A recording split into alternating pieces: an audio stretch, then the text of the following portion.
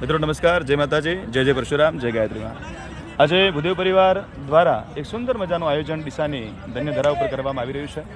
બનાસકાંઠા મુકામે પ્રથમવાર એવું જોઈ રહ્યા છે. હું તો માનું ત્યાં સુધી ઉત્તર ગુજરાતમાં મારા ભૂદેવ પરિવાર દ્વારા એક સુંદર ક્રિકેટ મેચનું આયોજન કર્યું છે.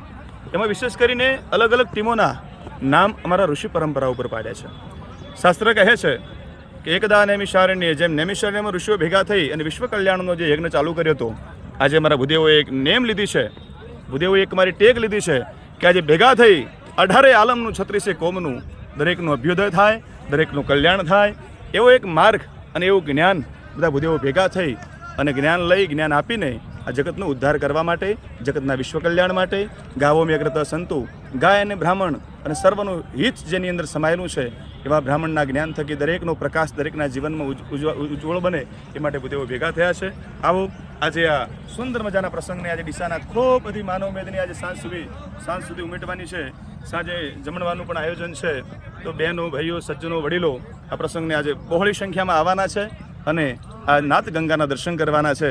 અત્યારે આપ સૌને કે શાસ્ત્રી ડીસા દ્વારા પણ હાર્દિક નિમંત્રણ છે. જય જય પરશુરામ, જય ગાયત્રીમાં.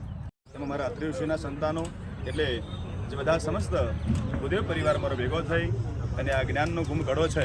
સર્વ સમાજમાં સર્વજન હિતાય, સર્વજન સુખાય, હિત માટે અને સુખ માટે ભેગા થઈ આજે ઋષિઓ પરંપરાઓની જે પરંપરાઓ હતી એને પુનઃ એકવાર જીવિત કરવા માટે અમારા બધા ભૂદેવો ભેગા થયા છે. આવો આપ સૌ વિશ્વને આશીર્વાદ આપીએ. નમો બ્રહ્મણ્ય દેવાય, ગો બ્રાહ્મણ હિતાય ચ, જગત હિતાય કૃષ્ણાય ગોવિંદાય નમો. નમઃ પાર્વતી પતયે હર હર મહાદેવ. હર હર મહાદેવ. હર હર મહાદેવ.